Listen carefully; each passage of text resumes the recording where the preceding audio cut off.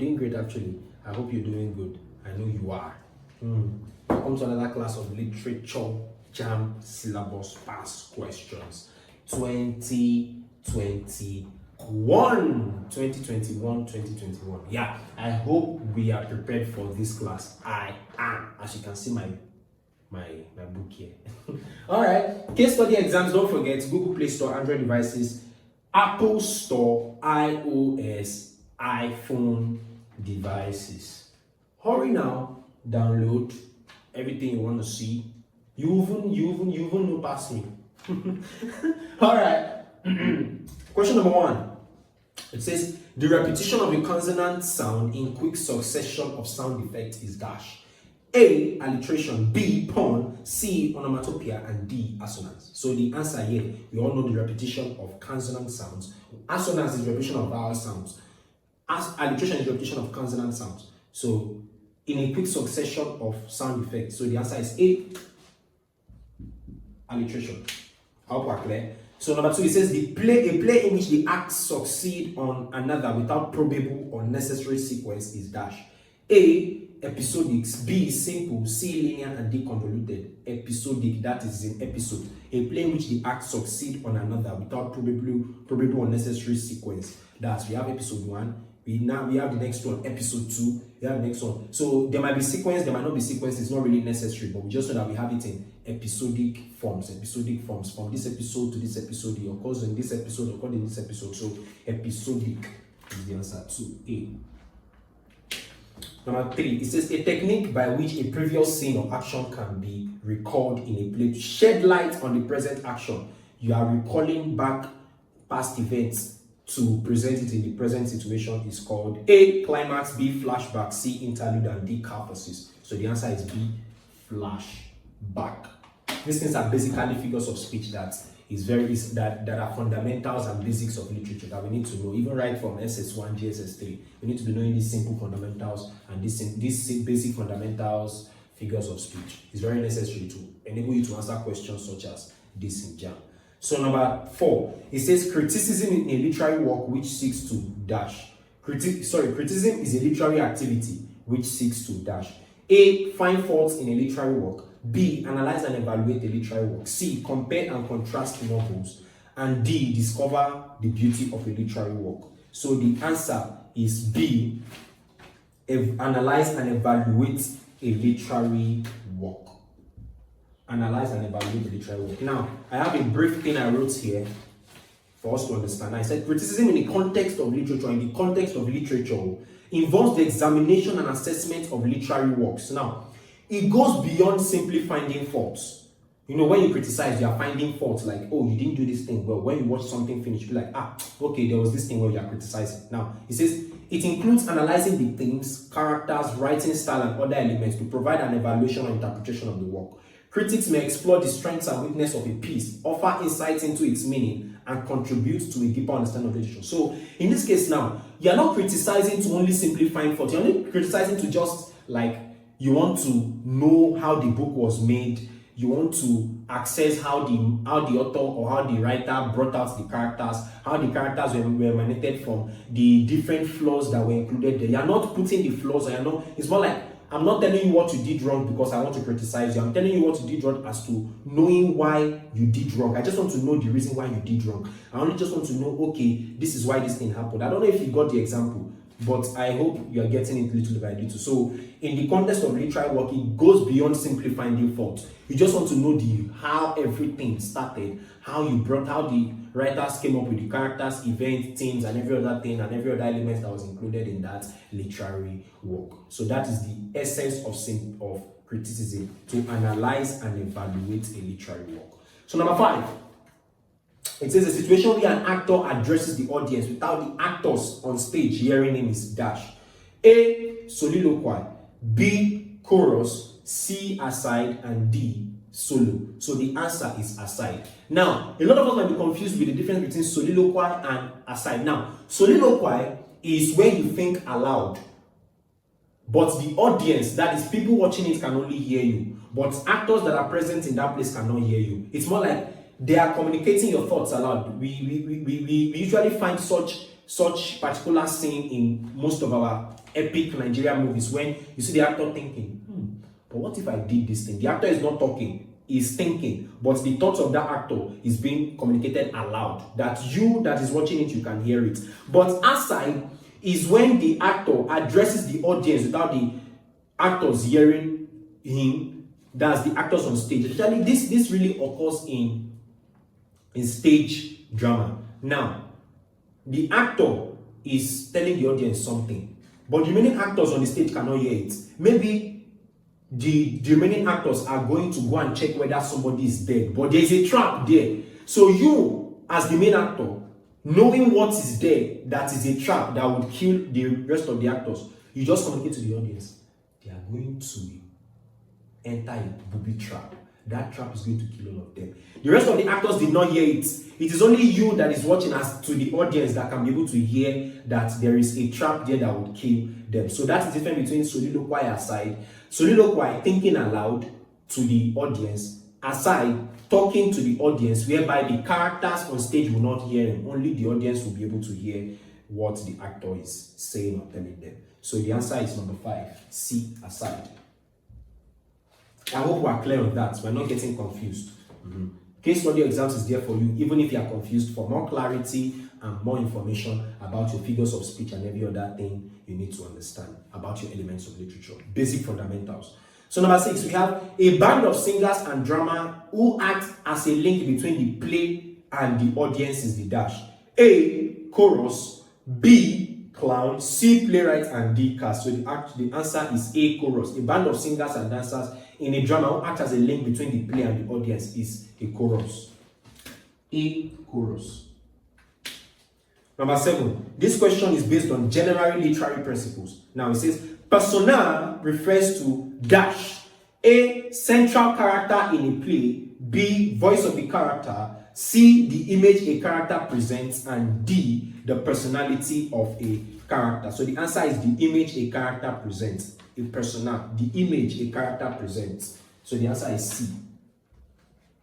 That's for number 7. Number 8, it says, it's also on general literary principles. Now it says, the 3 main unities in drama are those of dash. A, action, time and place. B, time, space and action. C, place, time and space. D, space, action and time. It's very simple here. Action, time and place. These things are very main unities in a drama. Drama, sometimes it might have a particular actions that occur in at a particular time or at a particular place at a particular period of time. So the 3 main unities, that is as in UNITIES, past tense of unity, are action, time and place. So number 8 is A. So now number 9 is also general literary principles. Now it says, poems that are not written in meter or regular line length are called dash. A, short verses. B, redeeming verses. C, free verses. And D, irregular verses. The answer is C, free verses. Free verses are poems that are just written. It doesn't have any reading, any meter. It is just written plainly. So the audience or the reader will just be reading plainly, just reading. So it's just free. You understand? So number 10, still on general literary principles. It says, an elegy is a poem that mourns for the dash. A, deceased. B, bereaved. C, accused. D, king. So the answer is A, deceased or dead. An elegy is a poem for the dead. Elegy is a poem for the dead. I talked about this thing in our 2022 past question, as elegy is a poem that mourns the dead, where they said a hunter dies and leaves his, It was included in 2020. So I want us to be very, very conversant with our past questions, so we'll be able to answer questions that come along or that was repeated in different years of Jamb. So that's the answer. Number 11 is still on general literary principles. Now it says, when 2 statements or comparison are apparently contradictory, we have an example as a dash. A, irony. B, paradox. C, contrast. And D, parallelism. So the answer is C, contrast. So a brief explanation here. He said, when 2 statements or comparisons are apparently contradictory, it creates a contrast. Now, contrast in literature involves highlighting the difference between 2 elements. to bring out their unique characteristics or to create a vivid comparison. Yeah. Now, this literary device helps to emphasize the difference between the two statements, enhancing the overall meaning of the effect of the text. So remember, there's a figure of speech that has this similar example, and that is oxymoron, placing side by side two contradictory words. So, but the answer here is contrast. Here, it's contrast. Now, this contrast here is only meant to highlight the differences and the uniqueness of the two things. So the answer is contrast. Number 12, right? Number 11, sorry, we have it as C. Yeah.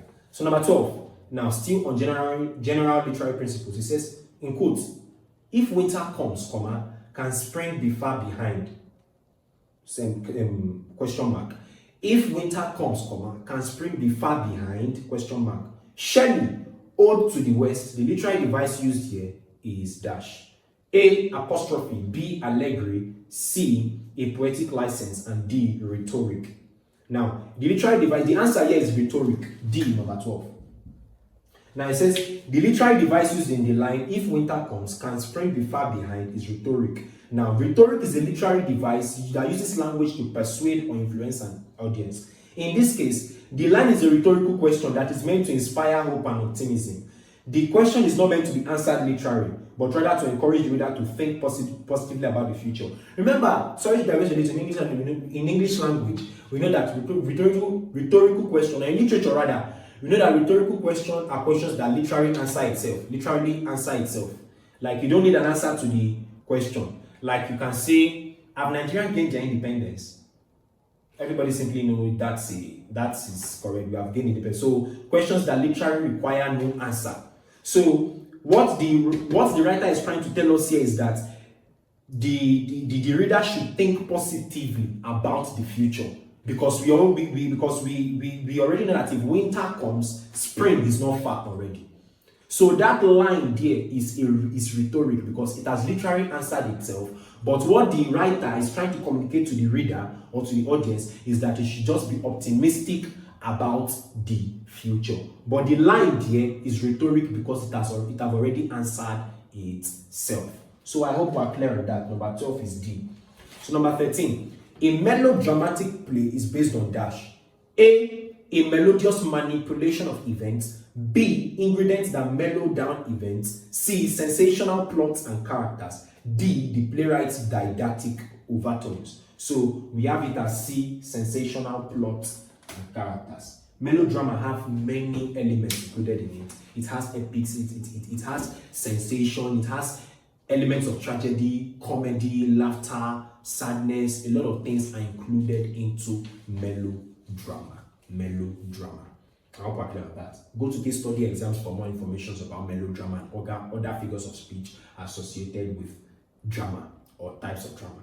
So number 14, also on general literary principles, it says romantic poetry emphasizes dash. A, the beauty of nature. B, intimate relationships. C, the love in human nature. And D, the romance in human aspiration. Now, I want us to be clear on something. Romance in poetry or romantic poetry in literature is very different. It is not necessarily talking about love, the love between a man and a woman, or the romantic feelings between a man and a woman. It's not necessarily talking about it. It is talking about the beauty of nature. Nature as how God created the heavens and the earth. But it is just telling us about how nature is beautiful, how nature is so elegant. It is very elegant for the eyes to see. Like looking at nature, you just be admiring nature. Like you want to marry nature, which is impossible. So the answer is A, number 14, the beauty of nature. Romantic poetry in literature, the context of literature. So number 15, it says, is also on general literary principles. Now it says, in drama, a conspicuous weakness in the character of the protagonist contributing to his downfall is referred to as A, anagnorisis, B, tragic flaw, C, catharsis, and D, catastrophe. We know it as A, tragic flaw. Remember, we always talk about the tragic hero, especially according to the Aristotelian precept rather, tragic hero. So now, the tragic flaw is literally hubris. That is pride, overconfidence, ignorance. That would definitely be the weakness of a character that contributes to his downfall. So it is B, tragic flow. Go to case study exams for more information about tragic flow, and also be clear to follow up on the rest of the years. You see there are some things that I've already explained in the subsequent years of past questions that you can basically use to understand what is currently being talked about. So I hope we're clear with that. So number 16, also general literary principles. It says, in open quotes, the woman whose breast I sucked is gone to the worms, comma, oculi and orphan. Oculi, orphan. That's the name of the, or maybe where the line is gotten from, the book Orphan. So now it says, these lines illustrate the use of dash. A, sadism. B, sophism. C, satire. And D, euphemism. So the answer is euphemism. D, euphemism. D, euphemism. Now they said the woman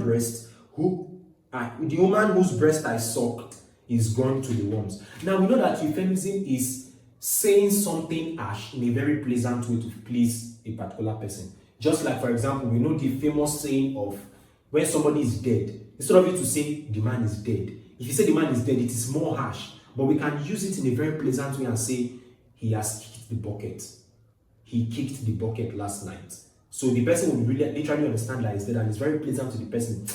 Or if coming straight to the person it might be very harsh, and the person's emotions might not be able to resonate with it. So you come in a very pleasant way. In literature, it is called euphemism, saying something that is very harsh in a pleasant way. So I hope we are clear on that. So it says the woman whose breast I sucked has gone to the worms, meaning the woman or his mother is dead. So number 17. It says the question is based on Femi Osofison Morun Todun. Yeah, it says in the play, social change is achieved through dash. A, collectivism, B, sectionalism, C, individualism, and D, communism. The answer is A, collectivism. For those of us that have come in contact with Femi Osofison Morun Todun, sorry, pardon my language pronunciation. Yes, but Morun Todun, yes, Femi Osofison, yes. So number 18, it says, this question is also based on the Morun Femi Osofisho. Titubi joins the farmers' revolt. A, to ensure its success. B, as a spy for the establishment. C, in pursuit of Marshall. D, to defy the police. So the answer is C, in pursuit of Marshall. C. Number 19, we might be confused about the answers here, but mind you, go to case study exams. Most of these poems that we have come across and most of the ones that we have not come across is included in case study exams. So I hope we're clear on that. So number 19, it says, it's also on Femi Osofisho's Moruntoju. It says, the reenactment of Moremi legend in the play can be described as dash. A dramatic epilogue. B, a dramatic monologue. C, role-playing. And D, flashback. So the answer is D, flashback. So it means it should be talking about something that had happened. Since the person is called a legend, meaning a legend is somebody that have died a long time ago, but the stories are still, they are still talking about the story of the person's heroic work and so on and so forth. So flashback should be the element that was used there. So number 20 is still on the same Femi Osofisho's Moruntoju. It says, the stage direction at the end of the play reveals dash. A, the actors in a changing room. B, Mama Kayode raising the song of hope. C, Moremi and Titubi in harsh spotlights. And D, the director making a farewell speech. The answer is A, the actors in a changing room. I hope we are very clear on that. So we come to the end of the class for today. So I hope you will join me and catch me in the next section to understand more or to learn more about the past question Jamb 2021 literature